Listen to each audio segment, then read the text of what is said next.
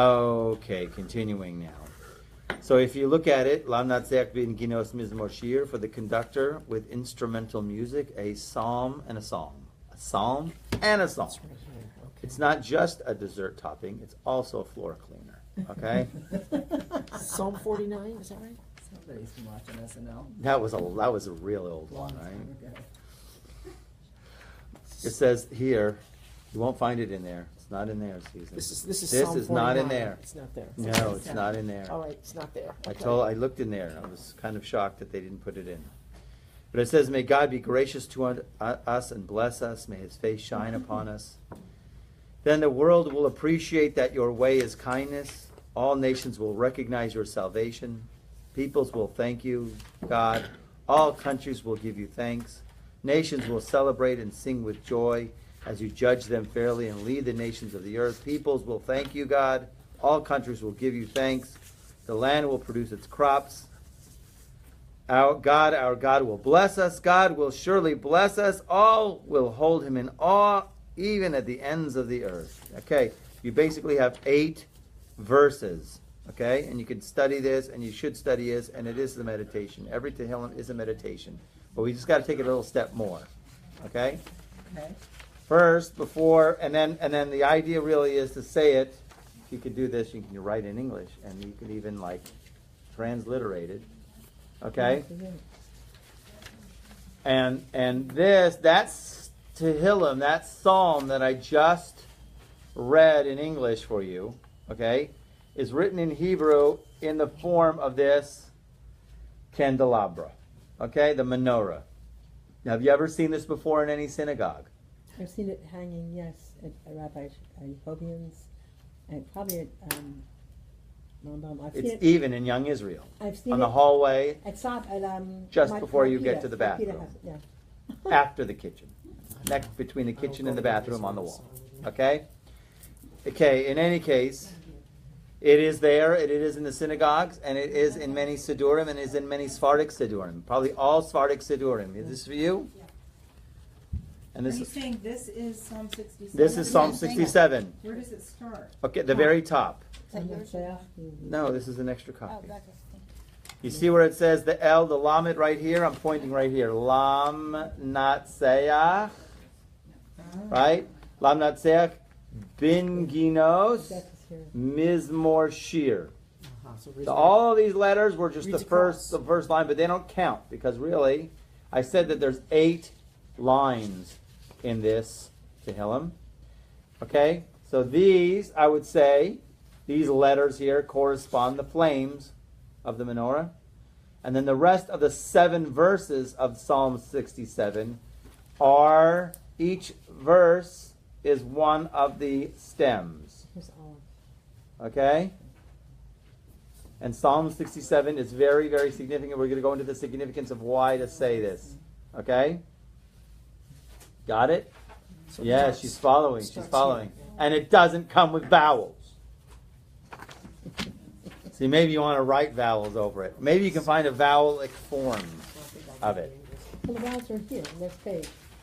Vowels in the Hebrew, but not, when you want to read it, you got to go, how do I do this, Rabbi? How do I do this, Rabbi? Okay? See, some people go like this, and they'll go like this, and they'll go like this. Well, they can split the page. Just to throw it at you right here, zap, if I haven't told you yet. No, this has vowels. King David, this was on King David's shield. Have you heard that? Do you hear that, ladies? This was on King David's shield. Did I tell you that before? Okay, just now. You're not paying attention. There's going to be a class at the end, a test at the end, and if you fail, you're going to the principal's office. No more talking back there. Okay. That's okay. I should give you guys folders. I just couldn't find them. They're a mess back there, and we have a whole bunch. I should, for you, remind me. Okay? There's a tremendous segula. What is a segula? A segula is an action that has a certain property to it that brings about a certain manifestation of a certain thing. Okay? Okay? There's an unbelievable, lofty, high principle in saying this Tehillim, and specifically to say this psalm in the form of the menorah. Okay?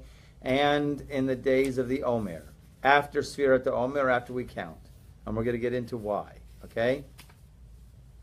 But first, we just got to talk about, just in general, that this psalm is also said in many other places, okay?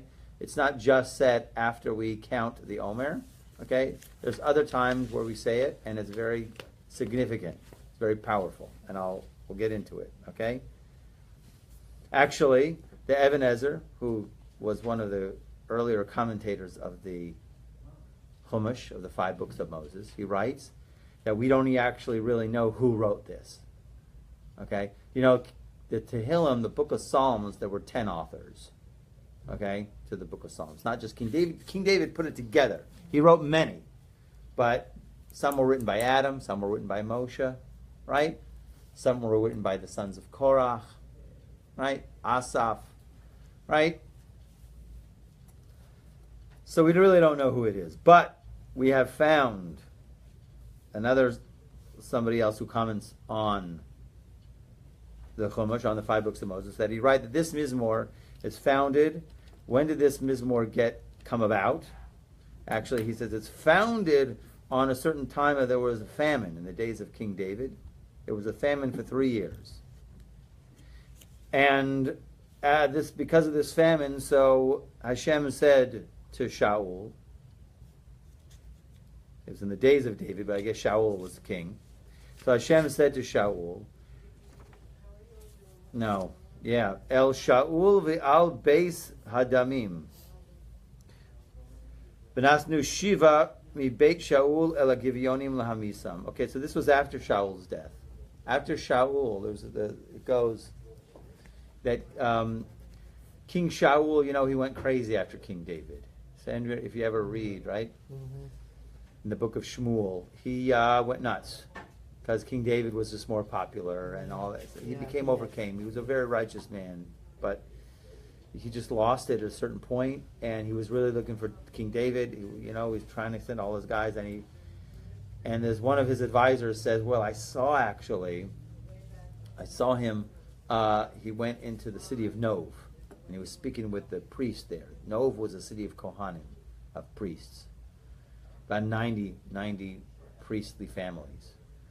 And so what happened is eventually King Shaul summoned the high priest, and he had a little talk with him, and then he ended up basically slaughtering the high priest and all of the city, all of the Kohanim, all of the people of the city of Nov, because they were harboring a fugitive. Okay? So he went crazy. Okay? There were some people, there were workers who were bringing water and chopping wood for the people of the city of Nov. They were called the Givyonim. Givyonim, actually, strangely enough, maybe heard about them before. When Yeshua, go back, you got to backtrack a little bit into the past.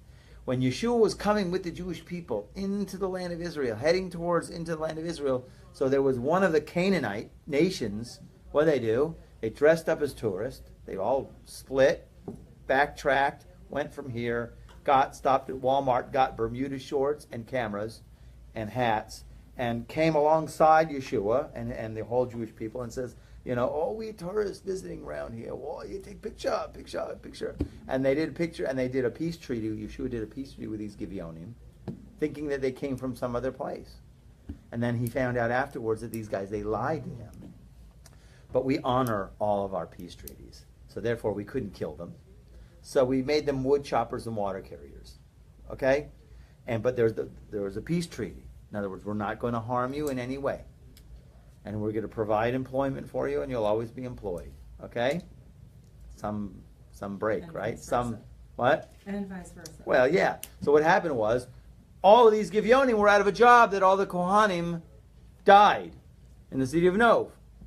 And there was a prosecution in heaven because of that. And happened to be that 7 of Shaul's sons had to be handed over to get killed. Okay? Shocking. Okay? That's what the Malbim explains. V'yater Hashem la'aretz, and then Hashem was appeased for the land afterwards, and then obviously there was rain. There was no rain. Why is there no rain? It's because those Givyonim, that's why water is withheld from you. Because you withheld their jobs, or their occupation, and their parnasa. You blocked them, and you infringed on that peace treaty with Yeshua. That's why this is happening. And basically, because of that, 7 of your sons have to die. Okay? So then, after they did that, the land was appeased. And Chazal said, Sha'az nit asfu geirim rabim. And then what happened was, all of these geirim, many, many converts, gathered. That they saw how God does justice in the world. That he even defends the people who converted. Because these Givyonim were converts. Or he sees, I don't know if they, yeah. So he even sees that how all of the nations, or these many people, many Goyim, heard this news. It was on CNN, right? And they go, whoa, God does that even for people like that, for converts? It was an unbelievable impression, and many people came in droves to convert to Judaism, okay? So that's a big, huge influx. Huge, okay? And they feared, right? They had an awe from Hashem because they saw how amazing that Hashem is in the world, that he doesn't treat the low lives like low lives, okay? He doesn't treat people, he's straight. So a lot of people converted, okay? So that's one reason why this psalm was said, because you'll see the psalm, what is the psalm saying? If you look at it. What does the psalm say? Right? Then the world will appreciate that your way is kindness. All nations will recognize your salvation. Peoples will thank you, God. All countries will give thanks to you. Nations will celebrate and sing with joy. It has to do with nations. It has to do with nations. You see that? I was reading from this page right here, because that's where the actual psalm is in English. It's a nice English. There might be a different, your art scroll might have a different English. Okay? As a matter of fact, it is. Okay? Somebody else said, so in other words, that's one explanation is, we don't know really who wrote it. Another one says, another commentary says, no, it was written at the time of this whole thing with the Givyonim. And another one wants to say, actually, this is, Mizmor is a prophetic psalm about the gathering of the exiles to Jerusalem. Okay? In other words, it's more prophetic in the end of days kind of thing. Okay? So it could be like 3 things. But in any case, you see that the nature of it has to do with the nations of the world. The main gist of it, okay? Us and the nations also. Because the beginning part says, may God be gracious to us, bless us, and may he shine his face upon us, okay? Through our getting blessed, and then the world, the nations should see that, and then they should also come close, okay? The whole idea really is that really the whole goal of Torah, the whole goal of the Jewish people was to not necessarily make converts. It's not our goal to make everybody Jewish. You don't have to be Jewish. But just recognize God. Just have a connection to God. The goal. That's why we're in exile. It brings down in the Talmud and Sanhedrin. One reason why we had to go into exile was be a light unto the nations, right? Educate people on moral values, one God, emunah, faith. Okay? The question still is, why was this on King David's shield? Okay? It wasn't the Star of David. It was this on King David's shield. Okay?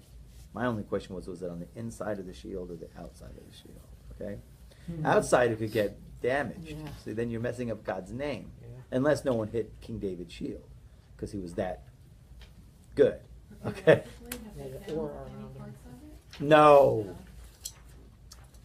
Be a good question, maybe. Maybe it is in King David's tomb. Maybe, it was put in with them. I don't know.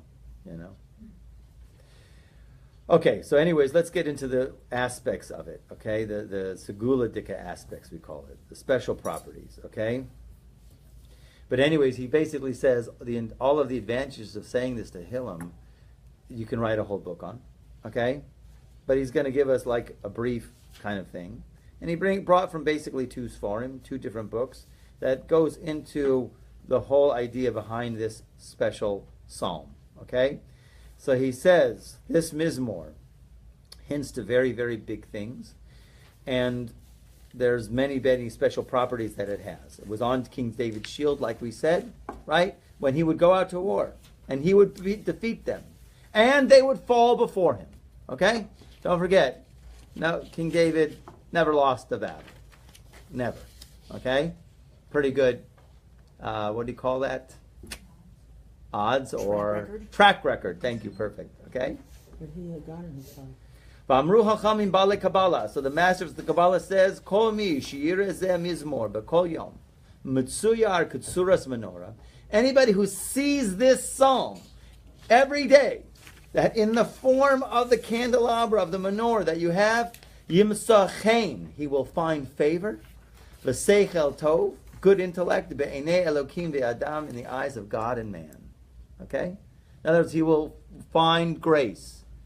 It just says sheyireh, call me sheyireh, just somebody who sees it. That's why, even if you don't read it off the wall at Beit Rambam or Torah v'Chesed, just to see it has a special property that you will win favor in the eyes of God when you want to ask God for something. You know what it is to let somebody who wins favor, right? If somebody comes to you and asks you somebody who you don't think great about, like, I'll think about it. But if somebody who, the world, just my heart melts when I see this person. Hetzia Malchus, half the kingdom is yours if you just ask, right? So, that's called somebody who wins favor in your eyes, right? So imagine you go to God and God, he's just melting.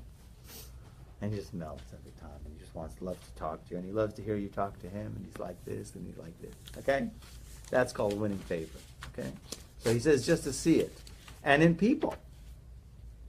In other words, you want to go to an office, you need to go to have something in some official office, right? Some bureau, passport, who knows, if base post office, whatever it is, right? Sometimes they're nice and sometimes they're not so nice, right?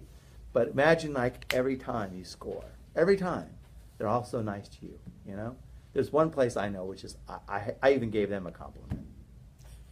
I gave them a compliment because I said, like, it's the place where you go and have your registration for your car. It's way up there on Chimney Rock, way up there, right? And I go there and I'll wait in the line, and the line, okay, and then you get up there and they're just so nice. And I go, okay, I complimented them every time I come. You guys are just so nice and helpful. She says, yeah, no reason to be nasty, That lady said, because usually you go in those places like next. No, you've got the wrong form. Take it back. All right. Wow. To win favor in people's eyes all the time, the grocery store, when you need something, right? Instead of them running away from you at Home Depot, right?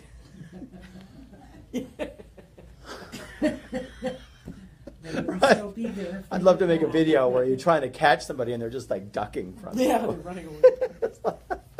Post So- office is probably the best example. What? The post office. That's why I thought maybe you were going to say. Yeah, I didn't say it that one. I got to the post office one day, Driver's license. and then I should have really realized it's because I didn't do this.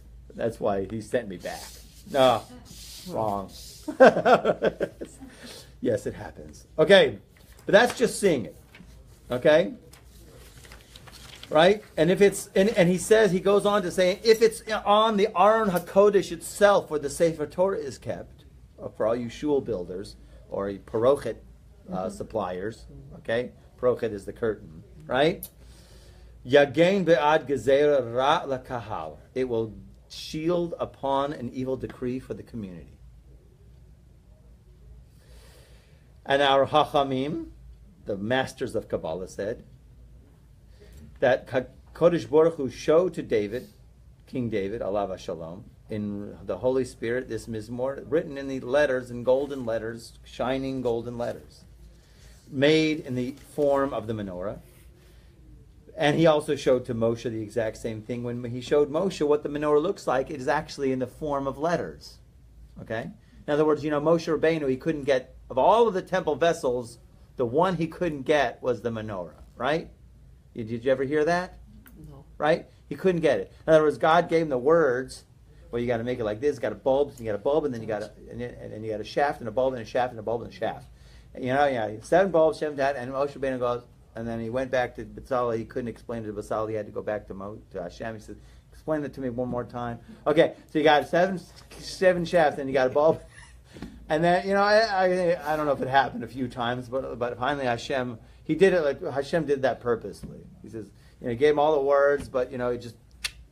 So finally Hashem had to go, see, right? And he showed him the virtual image in fire of the menorah.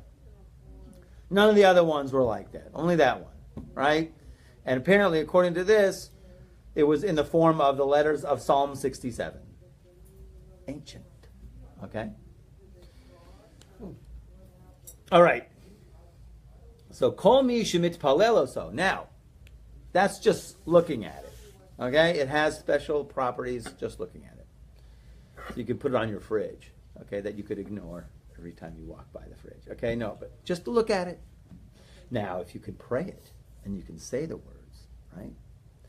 So this Mizmor, if he says it, if he can say it every day in Netzachama, before Netzachama, right? B'chol yom b'ha Netzachama. Netzachama means sunrise. If you get up early, like I did this morning, and say it with sunrise, lo yikre lo shum gezerah ra. No evil decree will happen to him. It's a shield. And it will be considered, counted before God, as if he lit the candles in the holy Beit HaMikdash, in the holy temple. And it is trusted to him, promised to him that he is a ben olam haba, a son of the next world. See, so you get heavy things. Okay? So in other words, to say it like that with Netzachama, so you can avert an evil decree. Okay? And you could definitely, it's as if you lit the menorah in the temple, you become the priest in the temple. Unbelievable. Bringing light to the world.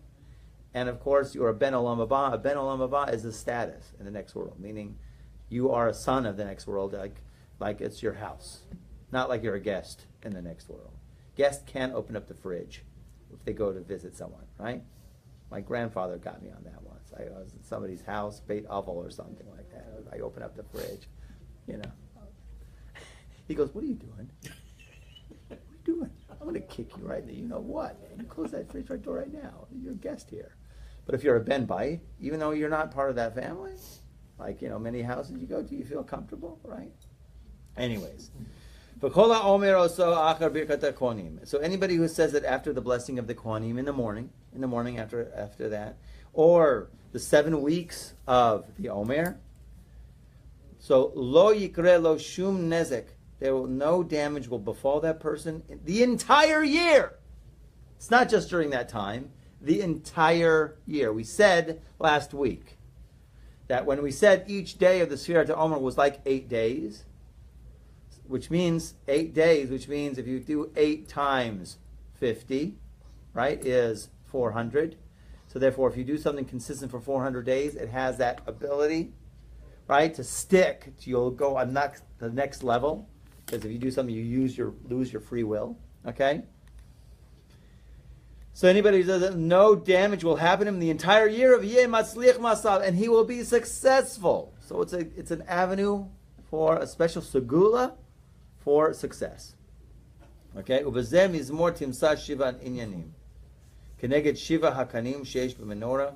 So we find 7 things are related to the 7 stems, branches of the menorah. And they are these: chanina, favor; bracha, blessing; or light, Yeshua, salvation; hoda'ah, thanks; simcha, joy; and ranana, right? Glad song. Shekol elo ha'inyanim atidim liyot l'Yisrael. All of these things in the future are going to be to the Jewish people. Kamo kein kol hakoreo sam b'kavana. So anybody who reads it with intention, if you have intention, right? And anybody who say it 7 times, if you're going on the way. Apparently, I'd never heard that before. In other words, if you're traveling on a journey, if you say this psalm 7 times, Ye'elech li l'shalom u'lahatzlacha. So you'll go in peace and you come in peace. In other words, you see there's a lot going on here. For sure, there is protection, and then there is success. Okay? So saying it in the days of the Omer. Okay? So you have 2 forms of saying it in the Omer. Okay? And the reason, basically, simply why we say this in the Omer also is if you count the words, it ends up being 49 words in the entire psalm. 49. 49 is very significant. We discussed last week, right? Because it's 49 is 7 times 7, 7 weeks of 7, counting this Sfirat Omer. So each day, one of these words apply. Okay? Each day, there's one word from this psalm. And actually, if on the sheets, we should have made more sheets for everybody. Because, as I showed you guys...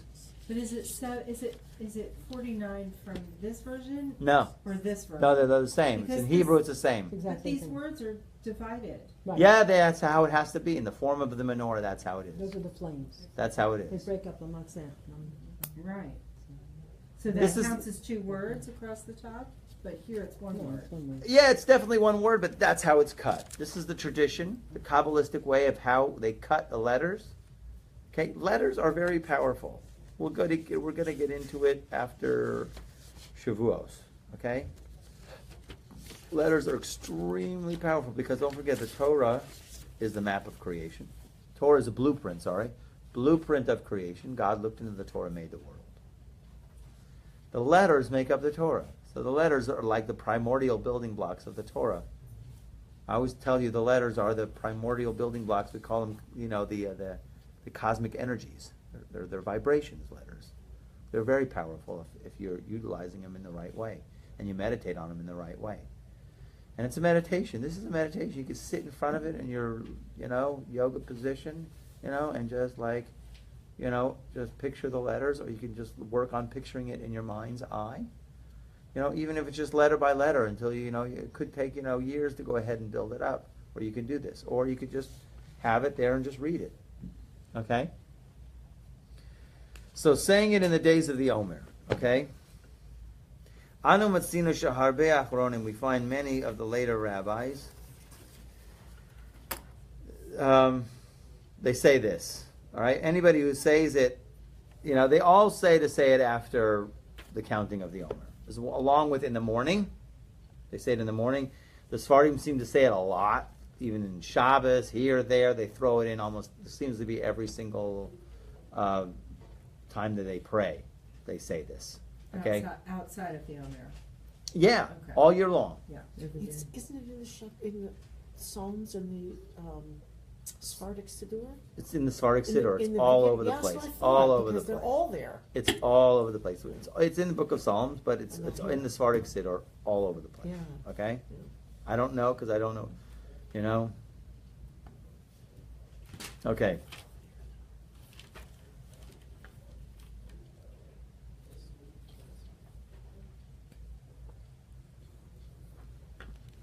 Okay, so he says here, Rabbeinu Chaim Vital says in Shara Kavanot, Gam Ra'isi Lemori, I saw my master. This is what he writes about his master, the Arizal. Makbid, he was very particular and very careful to say after Sfirat Omer, this particular psalm. In other words, the Arizal was very particular about saying it. That's probably where everybody gets it from. Except it can't be said milumada. That means by habit, by rote. You have to focus. Mm-hmm. Okay? Standing. And he has to have intention each and every day from the 49 days. Betikun echad. Mimem tet tikunim sheish b'zeh mizmor. From how he calls it, his language is, the 49 rectifications that there is in this mizmor. In other words, it seems to be each one of the words of these mizmor, it is a tikkun. It is a repair or a fix for your soul. Gam yikaven ba'od echas. Also, you have to have intention from the 49 letters that there is in the middle verse. If you'll count the letters in the middle verse in the menorah here, this one right here, 49 letters. So the whole thing in general has, in a general sense, if you count the words, there's 49 words. And if you count this little one, the middle one, 49 letters. Okay?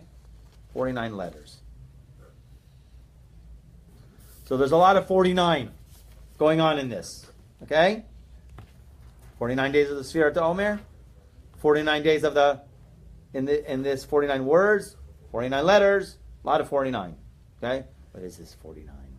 Okay? What is it about 49? 7 times 7. Okay, Rabbi. Okay.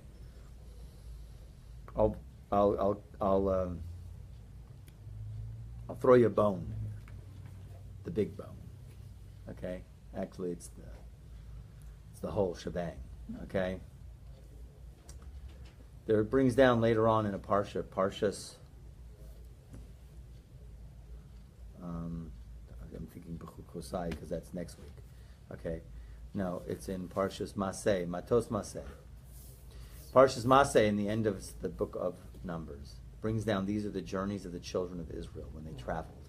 And it lists, if you look in the Chumash, it lists, and they went from Ramses and they went to Sukkot, and from Sukkot they went to here, and from here they went to here, and here they went to here, and from here they went to here, and here they went to here, and here they went to here, and it's like, okay, that's really nice, right? What does that do for me, Rabbi? The Torah is a code. It's a code, okay? It's hidden, many levels. And the Baal Shem Tov, thank God for the Baal Shem Tov, right? He just makes some things just so tangible and something you could sink your teeth into. And the Ramban also explains, right? He says there's so much deep mysteries in every single one of those spots. And so basically what it is if you count all of those places that they went to, it's 42 places. 42. Okay? 42 spots where they traveled. And they explain, the Baal Shem Tov explains that you have to understand the entire Chumash. It's really just a macro of an individual person.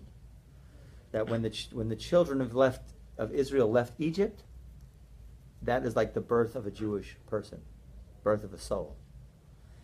And then when they go just about to go into Israel, that's when that person in their lifetime, throughout their life, goes to their final resting place in the land of Israel. In other words, in the storyline, they go out of Egypt, they go through the desert, and they come into Israel. That is the story of each individual life. Each individual soul goes through 42 places. Now, they're not physical places, but they go to 42 places, 42 journeys. Everybody goes through. Everybody. Now, I'm just going to add something. I saw it recently that Daniel Frisch brought down. There were 7 places where the children of Israel actually backtracked towards the end of the journey. 42 times 7 is 49. So really, in a certain sense, I'm going to just say this, the 49 days of the Omer, right, in a micro of a person's life, right, is the 42 places where we travel. In other words, we can actually set the pace. We could Jimmy Shank the program, okay, in the 49 days of the Omer about our general life of the 49 places where we go in our general life. Now, what I mean by journeys, of course, I mean by levels of spirituality. For example, the Baal Shem Tov explains. They came to a certain place and they lusted after meat. They needed to have meat, and God brought them meat for 30 days, and at the 30th day, they ate the meat until it was in their teeth, and while it was in their teeth, he got a plate and he whacked them. Right? And they buried the dead, all those guys with the meat in their teeth, right? They died, and they had to get buried, and therefore they called the name of the place Kivrot HaTa'ava, which means burial place of desire. And the Baal Shem Tov explained that's the place where a person gets wisdom. In other words, a certain stage in life where you grasp wisdom, because if you grasp wisdom, the physical desires don't mean so much anymore. They don't have as much of a grip on you. If a person has wisdom, he sees right through it. I remember saying, I love sugar, right? And I was in Israel, and one of my friends, what a great buddy of mine, a health expert, totally. So I'm going to eat this cheesecake. And it's really cool, these cheesecakes. I love them. And he says, you know what I see when I look at that? He goes, white polyunsaturated flour. And there's you got sugar, a cup of sugar. I see a jar of oil, a whole bottle of oil. And He took all the fun right out of it. yeah. And I go that's just great. Wow. Don't want that anymore. No, I ate it. I said bracha, and it was tasty. But the point was, If you have wisdom, you can see right through things. You see right, if you really see right through things, you know, okay. I mean, that's just on a low level, but you know, there's much deeper. So really, that's the place where a person grasps Chokhmah. That's what he says about that place that is mentioned in the 5 books of Moses. In other words, when the children of Israel had that experience. In a person's life, they have 49 stages of development. Everybody goes through it till they reach the Eretz Yisrael. Eretz Yisrael is the next world. Okay? They're the spiritual realm. Okay? So here you have to think now, and you have to go back to this, to Tehillim. You have to go back to the 49, right? And you have to now think about the 49 now. Now to hear this, every time when they were traveling through the desert, every single one of those places, it was a challenge. Because they had a new level to overcome. They had a new, whatever it was, whether it was an urge, some lack of emunah, some level that they needed to grasp. And either they grasped it and moved on, or they fell because it was a test. 10 times they tested. 10 times. Okay? So you can grasp by the school of hard knocks, or you can grasp through wisdom. In any case, so this little Tehillim here is your life in a pocket. Okay? So if you could count all your 49 stages, you'd know where you're at. So the tikkun would be to say these words right. And that's why it says here, one of the segulas is, in each and every night when you read the Mizmor, after you read the Sfirat Omer, when you reach that word that is against corresponding that night, you have to make your voice to be loud for that word. Whatever that word is, you have to make it loud because that is your tikkun. You are affecting a tikkun of your neshama for your life's journey. You're opening up a channel that you might not see, but you're flicking a switch, right? Somewhere in this. What? Which one are we tonight? I need that Chomer, that sitter. Can you pass me that sitter, I think please? last night we were, okay, We're at 30 today. Today is 30. yeah, last night was 30. Tonight. No, No, Yesterday tonight is was 30. 31. Okay? But if you see, I showed you, did I show you? I didn't show you. You had the Hebrew. Someone has the Hebrew around, right? Here's the, the Hebrew. No. No. Last week I gave the sheets. Who has the sheets from last week? I've got it. There was a 3 Yes. column. Yes, that's it. Yeah. Good. Okay, This doesn't have it. so which one? No? No. So you see how I put columns? We were One. 23 last week. Right. Good. So you see how I had the columns at the top of that sheet? 1, 2, 3, and 4. Yeah, Right? Is that how I did it? not across the top. Well, not no. This The other Hebrew one. That one. This one. 1, 2, 3, 4. Here's the name of the day. Here's corresponding to Psalm 67. This is the Anabakoach. Skip I that need to get a one. copy of that. And then here's the I don't have it Yud, either. which corresponds to the letters of that middle shaft of the menorah. Okay? We can have Amy make some copies right now. Here, hand that to me. See if she's available. Thank you. Can I have a couple copies of that? We did a class last night, but Just that one. we didn't teach us any of this. It's the same. Same topic? Okay. Basically, yeah. maybe it's, but that's Zohar you have on Wednesday night. Wednesday He does is this class Zohar. on Sunday night, right? Yes, this is like the same class as Yeah. Sunday. It's just Sunday kind of night. repeated, It's Sunday. but a little tweaks because y'all will just bring out a different energy. So, Different questions. yeah. Does it repeat itself? No, there's no one word that repeats itself on that. So this is the It follows 49 words? exactly. 49 words. 49 words, and the middle one is 49 letters. So So that's the the letter word that of the day is a corresponds. tikkun, and the letter of a day is a tikkun. So, Tikkun. So it starts here. No. According to Daniel Friesch, it starts there. Starts where? Here. No. Well, that goes with the first. Starts here, right, with The Aleph? line is it, No. Start the other side. Go to the other side. It's the Aleph, right? Elokim. Elokim yechanenu vivarchenu. Yeah, but then here it's not starting at. Yeah, Aleph, okay. it's There's other starting- key. No, you're right. You are so right because that first Tehillim is the flames going Oh, this is across. the flame. Yeah. So we Yodcha, It divides we're the Lamed Aleph words. tonight? Huh? We're Lamed Aleph tonight? Lamed Aleph? Yes, there you go. Look at that. She's even got it written down there. Look at that. It has the letters. The letters. Isn't that It's beautiful? long and olive, so we're Oh, right here. Okay. Yodecha. Make sure I'm Okay. So pronouncing it that's right. the first word in the 6th row. Yeah, here it is. Yodecha. There's a, That's this one right here. right.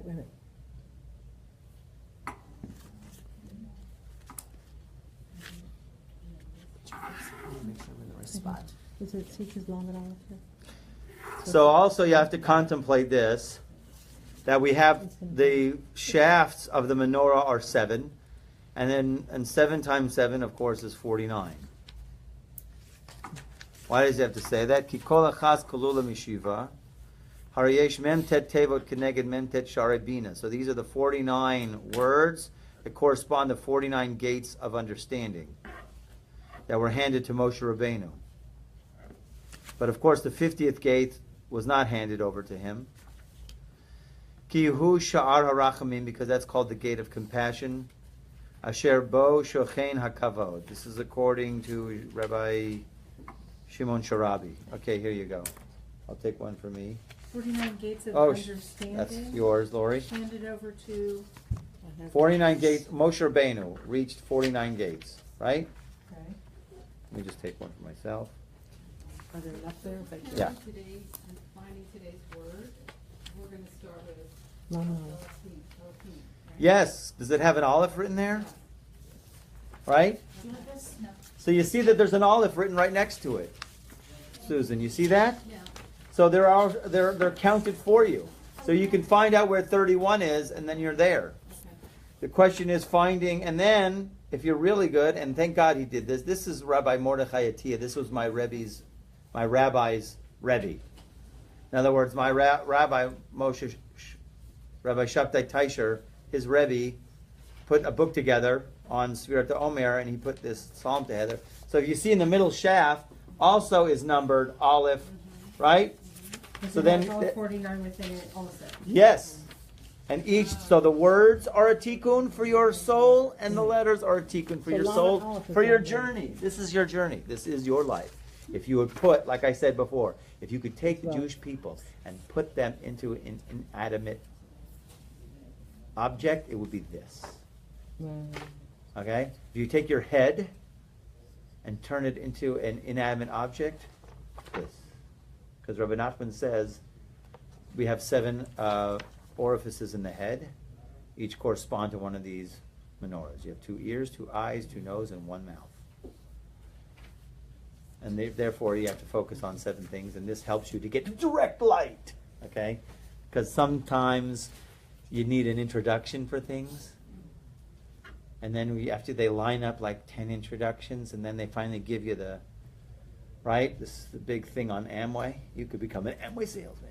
Sign up now, right? No, they're just kidding. But let's say in a piece of wisdom, they give you introductions, they give you a couple of introductions, and then they give you the main meat, right? So, but sometimes you just want it direct, right? So, this is the way to get the direct light, okay? According to Rabbi Nachman.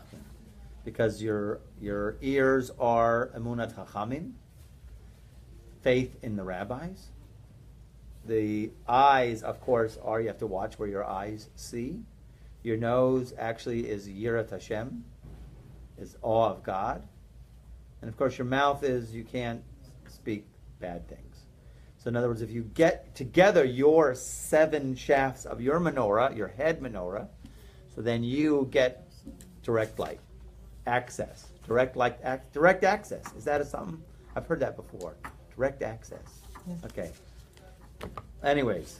Is it also, is it 17, is it 49 days from an embryo to become a fetus? 40. Oh, 40.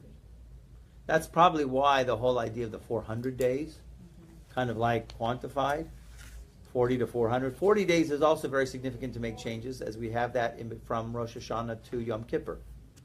And they say also there, it also has a very special properties those days to make a change and make it stick.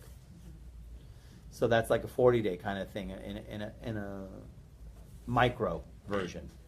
400 days is the ultimate macro. You lose your free will after 400 days. of whatever you're doing, right? So, and these are 50 days, each one is like 8, so therefore also these 50 days have a special property for dynamic change, dynamic growth. That's what it's about. These 50 days, 49 days plus 1 is about dynamic growth, but if you don't talk about it, so then you'll skip it, you'll just go and drink coffee and watch reruns of I Love Lucy and let it go by. Okay? Rabbi, you just don't stop dating yourself. Okay? It's okay, we all resonate with that. Okay. We have a few more. No, we don't have. We ran out of time. Okay, let me finish off here. So anyways, you understand the 49, the principle of 49 in this psalm. You understand that this psalm is a shield. It was on King David's shield.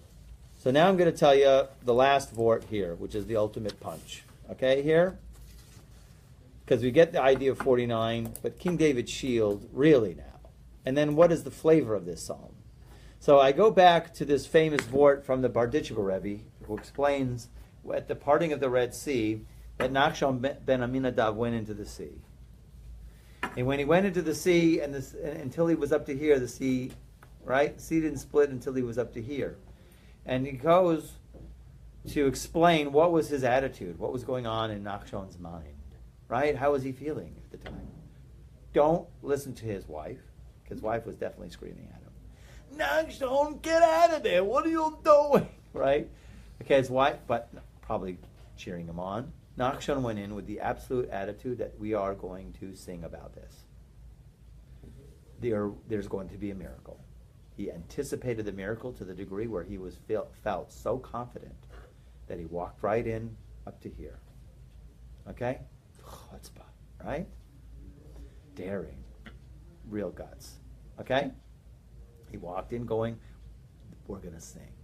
Okay? And because of that, he was in the what I call the Oz zone. Oz, which means Az Yashir Moshe. When Moshe sang the song, he sang the song starts with Oz, the word Oz. Oz, loosely translated, means then. And then in English could be a then and a then. Hey, then could be a then and a then, past or future. But really, in Hebrew, Oz only means future. Doesn't mean past. Doesn't mean then in the past. Oz means future. So why is the future there in terms of the first word that could have just started Moshe Shar Shira Hazot? Moshe sang this song. He saw the future. Well, it was because Nachshon was into the future. It's because of that zone that he was in created the ability for them to sing a song after. Because of that unbelievable, trusting, faithful moment. Miriam brings the timbrels. Where did she get those from? Right? If she packed it in the bags, it's not so easy to find.